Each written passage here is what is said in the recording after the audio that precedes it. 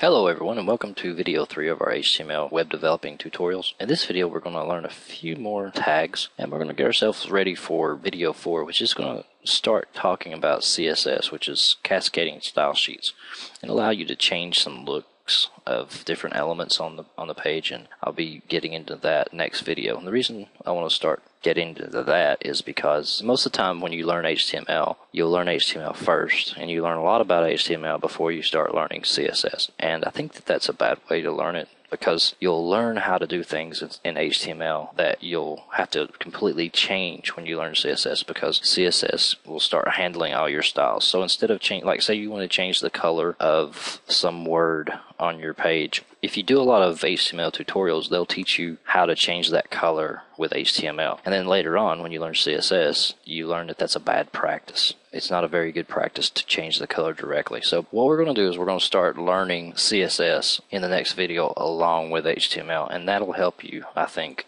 to learn both of them. It may seem a little bit confusing at first, and if that's the case, make sure that you practice it a little bit more and watch the video again if you have to. But I'm going to try to include some links to some reference material so that you can learn more tags, because it's extremely difficult for me to cover all the tags and this and all those different things, but I can cover the basics and show you how you use each one of those tags. And anyway, we're going to learn how to use a few of those tags right now. You've already learned how to use the heading tags and the paragraph tags.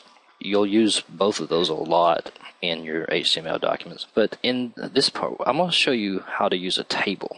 And I wanted to stress this because, as I said, when you're learning HTML, a lot of times you'll do things that you later on find out is not a very good idea. And I'm going to try to stress that in these videos, that the way that you use these different elements, these different tags, along with the other technologies involved like CSS, so that your sites will be much more maintainable, and you'll be able to read through the code and understand what's going on. And if you need to change something, you can change it globally instead of having to find that specific element and changing it there. But that'll become more evident later. So let's learn a little bit about tables. Now, tables are something that you could use, for instance, to completely set your layout for your HTML document. It's not a very good idea, because tables are difficult to change around for style, things of that nature. So instead of using a table for the entire layout of the site, there are uses for tables still. Tables are much faster than some elements at loading. Most of your browsers are really good at loading tables, and they're really good at creating small segments of information that have to be arranged in a table format. And you'll use tables a lot. And you may not think that you'll be using tables a lot, but there's a lot of interesting things that you can use tables for. Some of it involves creating like a quick form and making sure that the alignments are correct on it. Let's go ahead and create a table. And you start a table with just the table tag, and we're going to go ahead and close that table tag so that we remember to close our tags. And we're going to create a table row, which is a TR element inside that table. We're going to go ahead and close that table row. I always make it, I'll try to close my tags as soon as I open them so that I'll remember to. Because if you don't, you can forget that. If you forget to close a tag, it can mess up your entire document, and you can spend some time looking for the reason that your entire document doesn't look right. So inside the TR, we'll put a TD element, and that's an actual table cell, and we're going to close that TD.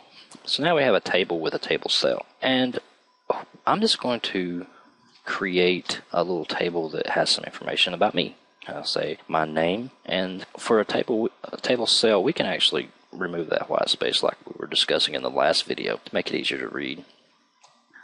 For our second table cell, since we're in the single row, you can imagine a table like in a spreadsheet, and we've got a cell, and then it's in a row, which is the horizontal line on the table. And you have columns, which are the vertical. The columns, you can remember that it's vertical by the fact that it's a column, like a column in a house or a column on a big building. Your table rows are the horizontal rows, of your table. A TD is the cell inside that row. So I have my name, or I have a name label, we'll say, as the first cell. In the second cell, I'm actually going to type my name, Randy. Close that TD, which I should have done to begin with, but anyway, now that's going to be one row, and we'll have another row, and for it, we'll go ahead and close that. We'll create another TD, and we can say phone number.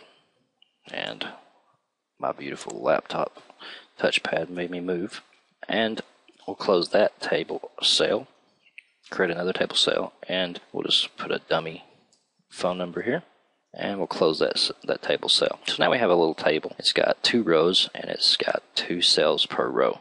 We'll save that, and let's go look at it and see what it looks like. Refresh the page, and you'll see that name and phone number are lined up pretty well with each other. If we highlight that, you can see where the cells are. This is a cell, this is a cell, this is a cell, this is a cell. One reason that you might want to use that is for alignment purposes. So the phone label and the name label are about the same size, so it's hard really to see what I'm talking about there. But let's add another row just to show you why you may want to use that. So table row, and let's say this label here, instead of being just about 5 characters long, let's make it long. Let's say street address, and create another cell. We'll just say 100 Wall Street. Now let's save that. I'm using Control S to save my document just because it's easy. That's what I reach for, and it's a habit. You can use the little folder icon or the floppy disk icon if you want, and let's refresh it. And the refresh I'm using is Control R. You can use F5 as well. But what I was going to show you is, notice now that these table cells on the left, the name, the phone, and the street address are all lined up, and all of our cells on the right, the actual information is lined up well. So this is good for lining up information and things like that. You'll probably use tables a lot if you do a lot of web development. You don't want to use them for the entire layout of the page. You don't want to use them for column layouts and things like that. In the past they were, and there's still some sites that have table layouts like that, like refdesk.com. But that's the tables anyway. One thing I want to stress at this point is the nesting of elements. Whatever tag you're working on at any given time, you want that, or if you have more than one tag embedded inside of another tag. For instance, the table has a bunch of TRs. Before you begin your next TR, you want to close the one you're working on. And if you have a TD inside of that TR, you want to make sure to close that TD before you close the TR. You can just picture this like I've got it laid out here. It makes it easier to remember. But if you do things in line, like we're gonna, like say we have a strong tag, which is basically a bold tag, and we're gonna make that word "this" bold, and say that we also want to make it italic. You don't want to go to the end of your strong tag and close your italics like that. You don't want to close your strong tag before you close your italics, because the italics is inside of your strong tag. Okay. Nesting of tags is a very important thing to remember. You want to close, it's like a last in, first out type situation. Your last tag that you had was the I tag. You want that to be the first one that you closed. Okay?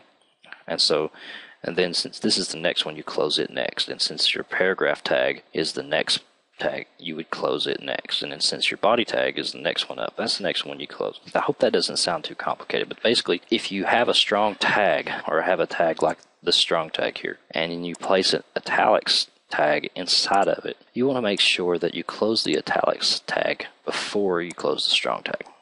So I can't stress that enough. Make sure that you close your tags in the right order. So that's all I'm going to cover in this video, just to make it a little short. In the next video, we'll work on doing some CSS, and that's going to be a pretty long video probably, due to going over quite a bit about CSS, but you'll probably enjoy it anyway, hopefully. But that's all we're going to show on this one. I wanted to show the table tags, because you will be using those a lot. If you want to find out more about your different tags that you can use, W3 Schools has got a great tutorial, and they've got a lot of reference material on HTML. I would stress that you should go to w3schools.com and check that out if you have time to read. I'm going to try to go over some of the highlights of that, but there's a lot of more information on different tags in that on that website. Not to take you away from this video and my website, but they cover everything in depth there as far as the different tags. I just want to stress how to use them and how to follow certain standards and trying to get you up and running as fast as possible. So check out that next video. And if you get a chance, I'll leave a link to W3 Schools in the videos as well. Please subscribe.